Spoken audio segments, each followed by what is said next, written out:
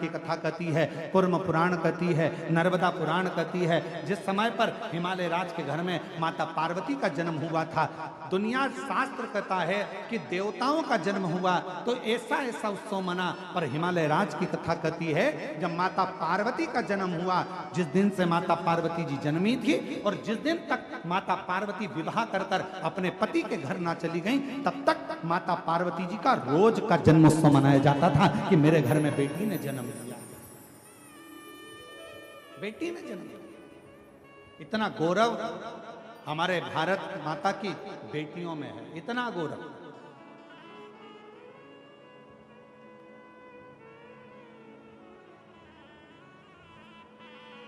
और यही कारण है आज बेटियों की शिक्षा, कल कथा में कहा था बेटियों को कन्यादान में कुछ देओ मत देओ, पर बेटी के कन्यादान में कुछ देना ना देना, पर इतना याद रखना तुम्हारे घर में अगर बेटी जन्म ले ले तो उसको अच्छे कॉलेज में, अच्छे स्कूल में अच्छी शिक्षा जरूर देना, अच्छा संस्कार जरूर देना, तो बेटी को कन्यादान देने की जरूरत नहीं पड़ेगी। आपकी बेटी खुद ज्ञानवान रहे, उसका कन्यादान ही उसकी शिक्षा है।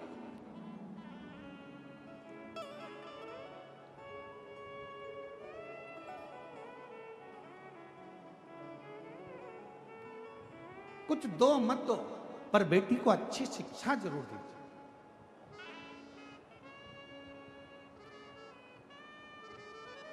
अब हम आपसे पूछें तुम्हारे घर में बच्चा जन्म लेता है तो कितने दिन तक उत्सव मनता है, तो लोग कहेंगे 10 दिन, 12 दिन, 15 दिन, 20 दिन, 1 महीना, 2 महीना, 4 महीना, 1 साल, 2 साल, 4 साल। पर माता पार्वती जी हिमालय राज्य के घर में जन्म ली और हिमालय राज के यहाँ रोज का जन्मोत्सव मनता था, प्रतिदिन जन्म महोत्सव, प्रतिदिन।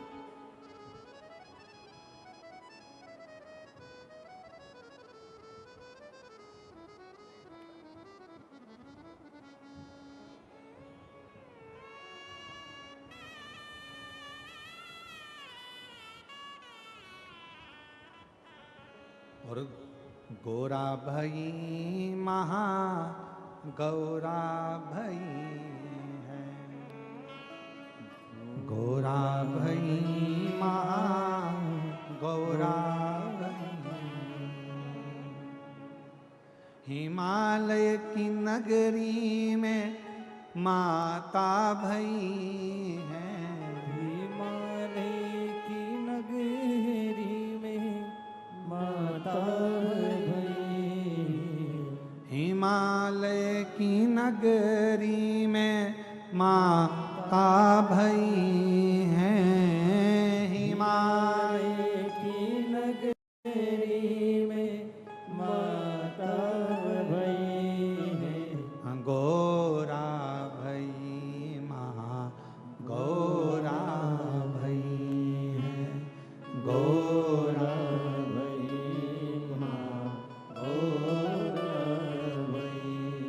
ओ गोरा भई महा गौरा भई है, गोरा भई महा गौरा भई। माता पार्वती जी का नित्य नूतन आनंद के साथ जन्मोत्सव हो रहा है।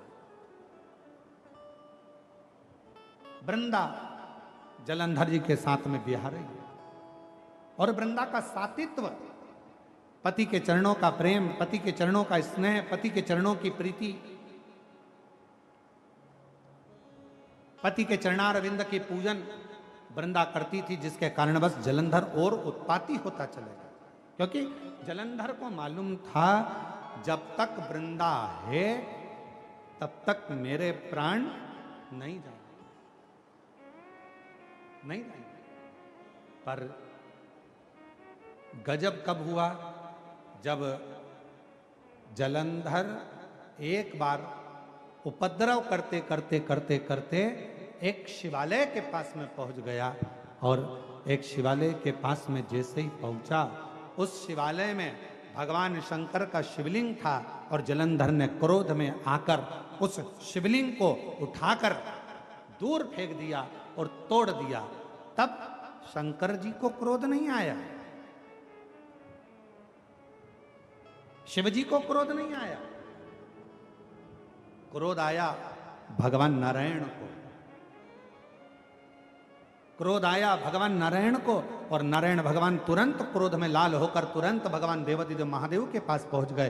प्रभु गजब हो गया, अभी तक जलंधर यज्ञ नष्ट करता था, हवन नष्ट करता था, देवालय शिवालय आदि को नष्ट करता था, पर आज तो इसने गजब कर दिया, भगवान शंकर के शिवलिंग को ही उठाकर पटक दिया।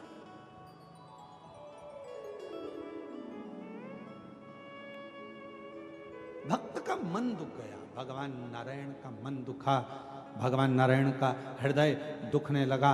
भगवान नारायण का हृदय दुखता हुआ देखकर भगवान शिव को क्रोध आ गया। हमने पहले भी कथा में कहा, आज फिर कथा में कहते हैं, भगवान शंकर का यदि कोई भक्त है, शिव का कोई उपासक है, शंकर की कोई आराधना करने वाला है, शंकर का कोई भजन करने वाला है, शिव की उपासना करने वाला है, शंकर के मंदिर में रोज जाने वाला है, शंकर की कथा में नित्य स्मरण करने वाला है। हम पहले भी कहे हैं कि दुनिया में भगवान शंकर सबको माफ कर सकते हैं, पर शिव जी अपने भक्त को जो कष्ट देता है उसको कभी माफ नहीं करते, उसका तो बदला शिव लेकर ही रहते हैं। भगवान शंकर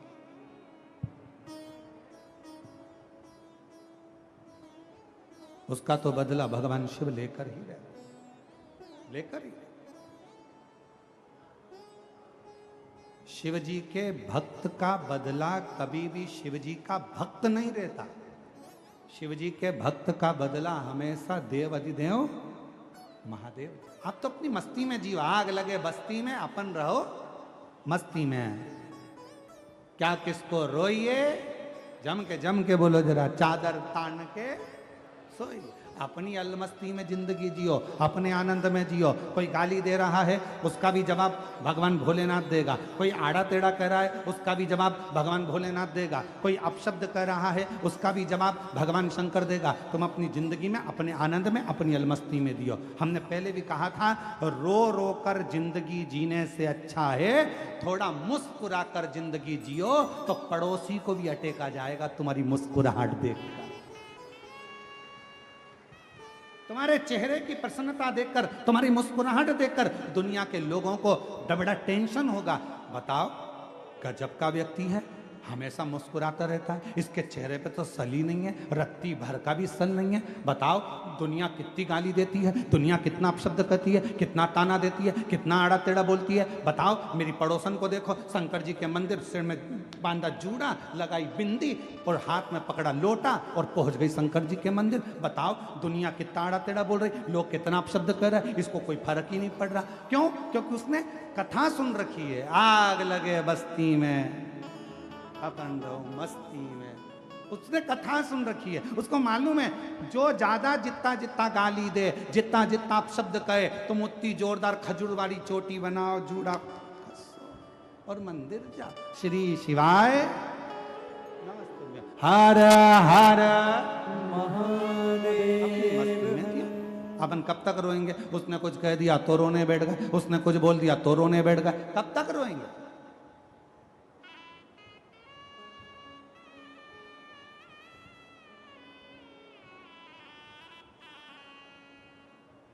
कब तक?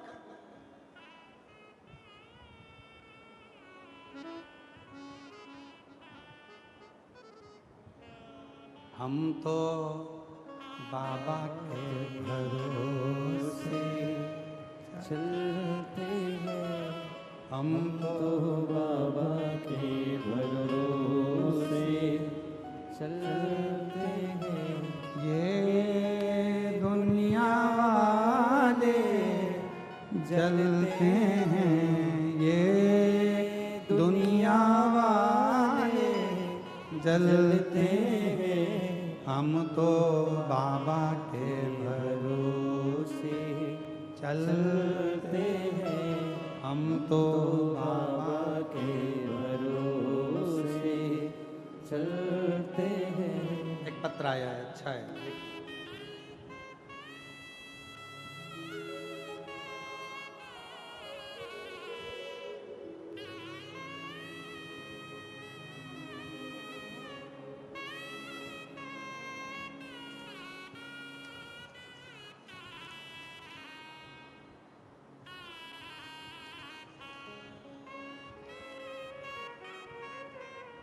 मेरा नाम रमा उपाध्याय है। मेरी आयु 70 वर्ष है। पता सेक्टर 11 जोन 1 नंबर वार्ड 38 कुर्सी पार भिलाई की निवासी हूँ। कहीं बैठी हों तो बेलपत्र लेने के लिए आ सकती हैं। पत्र को एलईडी पर पढ़ सकते हैं, आस्था चैनल पर पढ़ सकते हैं। गुरुजी, मेरा जेठानी की बेटी की शादी को कई वर्ष हो गए थे, लेकिन कोई संतान नहीं थी। कई डॉक्टरों से इलाज करवाया लेकिन सुधार नहीं हुआ। देखते देखते बेटी की आयु बढ़ती चली गई और उसकी शादी को 45 वर्ष हो गए। कितने साल हो गए शादी को? जम के बोलो। 45 साल। 45 वर्ष उसको शादी को हो गए और 45 वर्ष होने पर भी उसके घर में संतान का सुख नहीं है।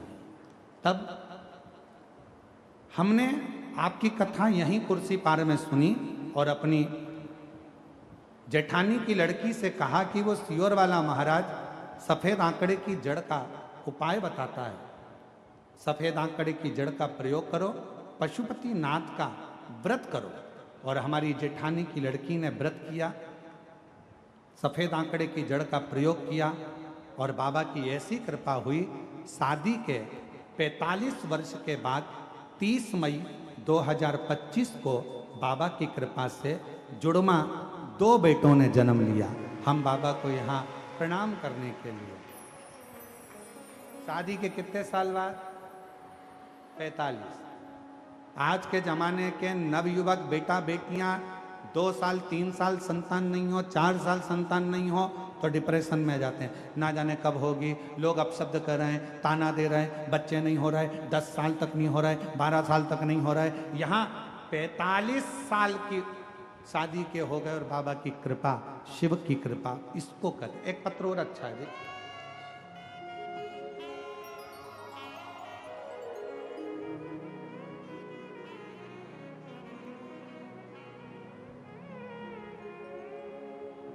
अश्वनी विश्वकर्मा, कहीं बैठी हो तो हाथ हिला सकती हैं। अश्वनी विश्वकर्मा। मेरे पति का नाम अशोक विश्वकर्मा है। मैं खुर्सी पार भिलाई छत्तीसगढ़ की रहने वाली हूँ। एक लोटा जल का मैं क्या वर्णन करूँ। मेरे पति को 2024 में अप्रैल में तबीयत बिगड़ने लगी। हमने उनको अस्पताल में भर्ती कराया। वहाँ डॉक्टरों ने सारे टेस्ट कराए। डॉक्टरों ने टेस्ट करा के दौरान पेट में कैंसर बता दिया। जब पेट में कैंसर बताया तो भिलाई अस्पताल में 1 हफ्ता भर्ती के दौरान मैं रोज महादेव के मंदिर जाना, शिवलिंग पर जल चढ़ाना शुरू कर दिया। डॉक्टर के हिसाब से कैंसर पेट के अंदर फैल चुका था। कंट्रोल करना कठिन था, पर बाबा ने ऐसी कृपा करी गुरुदेव। मेरे शिवजी से मैं रोज विनती करती, बाबा तू मेरा बाप है, क्या अपनी बेटी की मांग उजड़ते देखेगा? बाबा कृपा कर। शिवजी पे चढ़ा हुआ जल लाती, अपने पति को पिला देती, रोज प्रार्थना करती। और बाबा ने ऐसी कृपा करी कि डॉक्टर तो कह रहे थे कि ये कैंसर कंट्रोल नहीं होगा। दूसरे हफ्ते ही डॉक्टर ने कह दिया कि अब इनका कैंसर कंट्रोल में है और इनकी सारी रिपोर्टें नॉर्मल आना प्रारंभ हो गई है। आप इनको घर ले जा सकते हो। ये ठीक है। शिव शिव है, शंकर शंकर है, ओघड़दानी ओघड़दानी।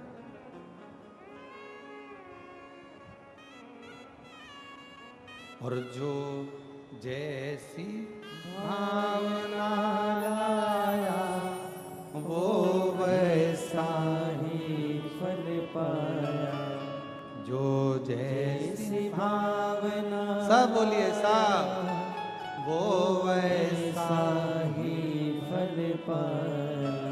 नहीं खालियों से लौटाया वो मन ही मन हर्षाया।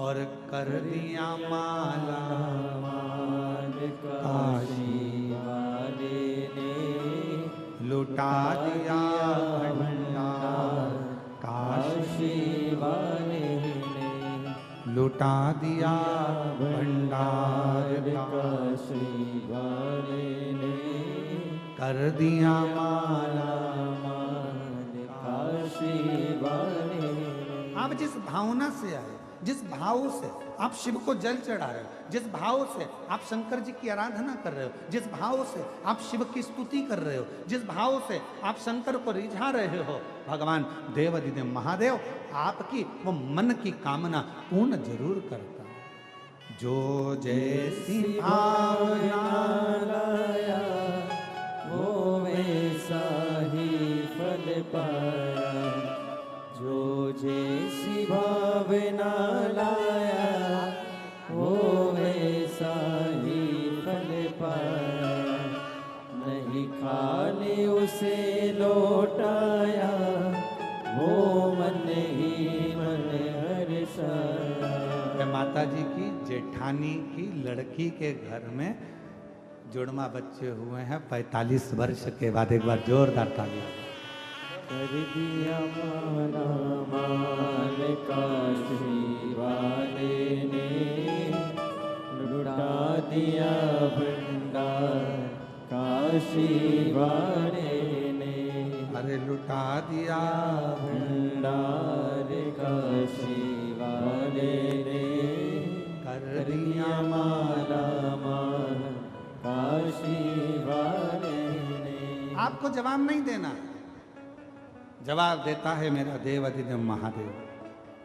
भक्त की, शिव भक्त की आंख में अगर आंसू आता है तो जवाब वो देता।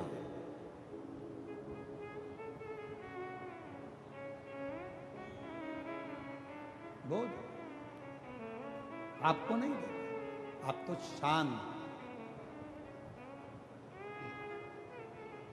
ए मेरी जीजियों, एक उत्तर दीजिएगा जरा।